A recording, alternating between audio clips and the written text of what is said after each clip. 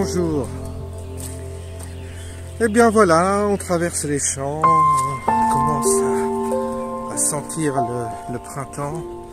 C'est une journée encore froide, mais agréable parce que il y a du soleil, enfin du soleil. Évidemment, c'est une région qui n'est pas très ensoleillée là où on est, alors à chaque fois qu'on a un rayon de soleil, on se réjouit. Oui, alors, qu'est-ce qui se passe en ce moment dans notre monde? Qu'est-ce qui se passe qui pourrait faire bouger les choses? Eh bien écoutez, pas grand-chose. Nous sommes dans un contexte où sur le plan géopolitique, on a de la propagande, de la propagande, de la propagande et de la propagande. C'est ça là, qui caractérise, si vous voulez, le climat actuel. On n'a plus du tout d'informations fiables. On est dans un système de propagande et comme sous le régime nazi, c'est-à-dire que vous avez une propagande qui est proposée aux gens et les gens, ils gobent. Ils gobent tout ce qu'on leur dit. Et donc, personne n'est incapable d'avoir une idée objective de la situation dans laquelle nous sommes. Évidemment, le contexte, nous sommes quasi au bord d'une guerre. Nous livrons des munitions, nous livrons des armes à l'Ukraine, les yeux fermés. Nous suivons les États-Unis dans leur stratégie hégémonique. Nous les suivons les yeux fermés via l'OTAN et nous nous laissons manipuler au prix du sacrifice de notre population, au sacrifice de nos soldats, au sacrifice des jeunes, au sacrifice des Ukrainiens, au sacrifice des Russes, des combattants russes et ukrainiens.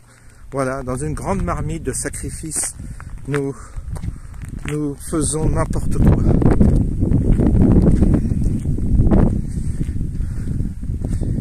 Et la propagande est là pour justifier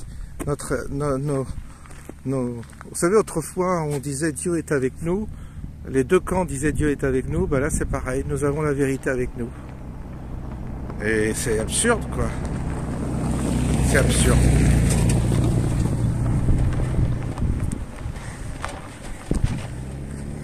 Alors, certes, on a vu des manifestations contre la réforme de la retraite. Beaucoup de manifestations, mais peu de manifestations contre la manipulation dans laquelle nous sommes engagés et dans le conflit dans lequel nous sommes engagés pour défendre la politique hégémonique des États-Unis. Là, il n'y a pas de manifestation. Même l'extrême gauche ne dit rien. Même les Black Blocs ne disent rien. Tout le monde semble soumis à cette version des événements sans aucun esprit critique. C'est bizarre, hein? Alors je comprends pas, parce qu'il y a une époque où la gauche, l'extrême gauche, était anti-américaine, anti-impérialisme américain, et là que nous y sommes vraiment dans cet impérialisme, là que nous sommes face à un conflit majeur, rien. Mélenchon on l'entend pas, les NUPES, les gauches, tout ça, rien, absolument rien. Les Black Blocs, non, on les entend pas non plus, alors que on est en train d'être entraîné par les États-Unis dans un conflit qui nous dépasse et qui risque d'être cataclysmique pour l'humanité. Alors, là, c'est vraiment incroyable encore ce qui est en train d'arriver. L'aveuglement général, la stupidité générale, l'essoufflement de l'intelligence, la perte d'intelligence, la perte d'esprit critique. La perte de la curiosité aussi, parce que bien sûr il y a la propagande, mais il y a quand même différents supports. Vous avez quand même des chaînes alternatives, vous avez YouTube, vous avez quand même les moyens d'obtenir un peu d'informations alternatives aujourd'hui. Même ça, ils n'y vont pas. Ils sont dans le confort de la doxa, dans le confort de la doxa et de la pensée unique, et on reste dans cette pensée unique sans s'en extraire. On n'a jamais vu autant. Pour moi, ça n'a jamais été aussi bête. Le peuple n'a jamais été aussi bête, aussi con, aussi stupide qu'aujourd'hui. Autrefois, les gens réfléchissaient quand même un peu plus. J'ai l'impression qu'il y avait des discussions, des débats, de la controverse. Mais je n'ai jamais vu une telle docilité intellectuelle, un tel renoncement, je dirais, presque de l'intelligence, de l'esprit critique. Il y a comme un confort d'être unanime sur toutes les questions. C'est ce qui nous a conduit à la catastrophe pour le pic-pic. C'est ça qui nous a conduit à ce que beaucoup de gens vont mourir, vont être malades.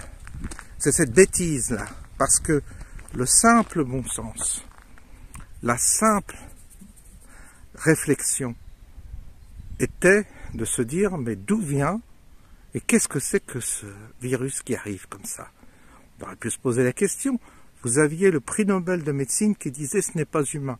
Aujourd'hui, c'est officiel, c'est humain, pardon.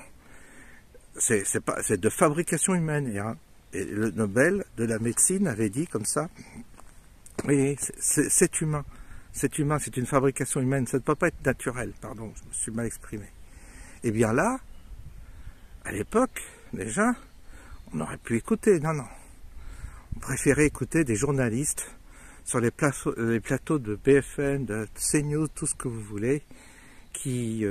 mais attendez, c'est le pangolin, c'est la chauve-souris, c'est pas possible, ça peut pas s'échapper d'un laboratoire, c'est pas de fabrication. Et puis ce qui est curieux, quand on lit le livre d'Alexandra Orion-Caude, on s'aperçoit que dans les tiroirs, il y avait déjà la solution. Il y avait l'arme secrète qui était déjà prête. C'est bizarre, hein?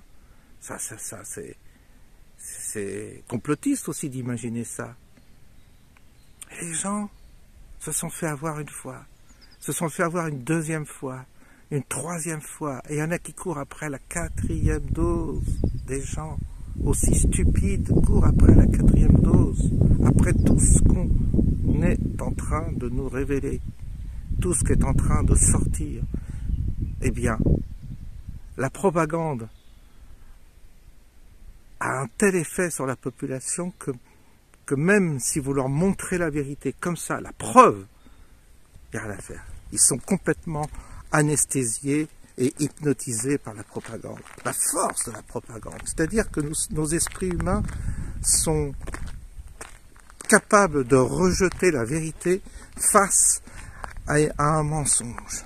Le mensonge a plus de force dans ce monde que la vérité. Je l'ai constaté dans la vie. Les menteurs ont on croit davantage, ont plus de crédibilité que des gens qui cherchent la vérité, qui disent la vérité, qui disent ce qu'ils ont vu. Je l'ai constaté à mes propres dépens, dans beaucoup de domaines. Quand je suis allé dans l'église et que je disais aux croyants ce que je voyais de l'église et qui continuaient à croire une institution qui trahissait le message évangélique, c'était évident pour moi. Eh bien, non, ils continuaient quand même. Coûte que coûte, ils continuaient à croire aux prêtres, croire aux sermons, croire à ces fonctionnaires de la religion. C'est comme ça, il n'y a rien à faire. Et puis, dans d'autres domaines, j'ai travaillé dans différents domaines, notamment dans la police, notamment dans l'inspection du travail. Quand je dis certaines choses que j'ai vues de mes propres yeux, je le disais autour de moi, j'avais aucun crédit. Il faut continuer à mentir, il faut toujours mentir. Les gens n'aiment pas la vérité. Ils n'aiment pas la rudesse de la vérité, parce que la vérité, elle est décapante. Elle est rude, la vérité. La vérité, c'est sans concession, si vous voulez. Et ça casse cette petite tranquillité que nous avons, mentale, cérébrale, de vivre dans un monde où il y a des nounours, où il y a des bisounours, où il faut être positif. On vous dit, ah ben il faut être positif, il faut pas être négatif. On n'entend que ça, que des pseudo-spirituels qui disent, ah ben il faut voir les choses de bon côté, il faut être optimiste. Des idiots, des abrutis, des imbéciles, qui comprennent rien, et qui un jour se retrouvent dans la merde, ils disent « Ah, je suis dans la merde, j'ai attrapé ceci, ah, j'ai plus d'argent, j'ai plus d'argent ». Et c'est à ce moment-là, vous dites « Bah, sois positif. T'as un cancer, bah, sois positif.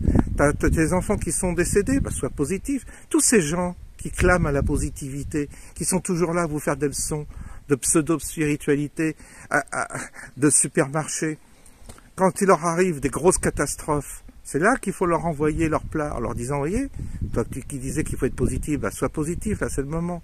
Non, c'est du cinéma tout ça. Si la vérité, vous la connaissez, si vous êtes dans la vérité, c'est terrifiant. C'est terrifiant. Elle est partout terrifiante, à tel point qu'elle est même insupportable. Et je comprends qu'on se masque la vérité, qu'on ne prenne pas la pilule. C'est la pilule bleue, je crois, la pilule du mensonge, dans Matrix.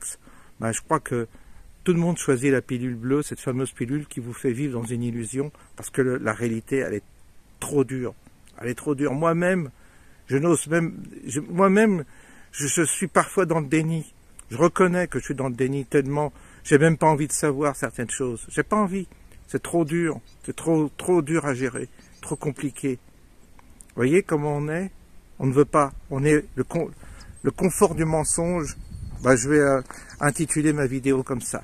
Le confort du mensonge. Ah, c'est un confort. Et la propagande est là pour vous conforter dans le mensonge. La propagande télévisuelle. La propagande des gens qui vous endorment. Mais qui vous entraînent dans le trou. Qui vous entraînent à la catastrophe. Qui vous entraînent dans la maladie. Les gens qui entraînent vous et votre famille dans la maladie. C'est ce qui s'est passé avec le pic-pic. Ah, le prix du mensonge, il est très très élevé. Le prix du mensonge, il est bien plus élevé que le prix de la vérité. La vérité, c'est dur, on le prend en pleine face, mais après ça va mieux. Parce qu'on n'est plus bercé par des illusions, on n'est plus bercé par de l'imagination ou des trucs fantastiques qu'on se raconte.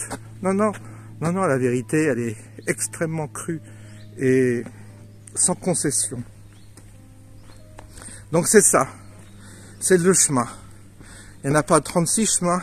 C'est soit le chemin de la vérité, soit le chemin du mensonge. Mais si vous choisissez le chemin du mensonge, croyez-moi, vous allez en baver parce que vous allez aller de décontenu en décontenu.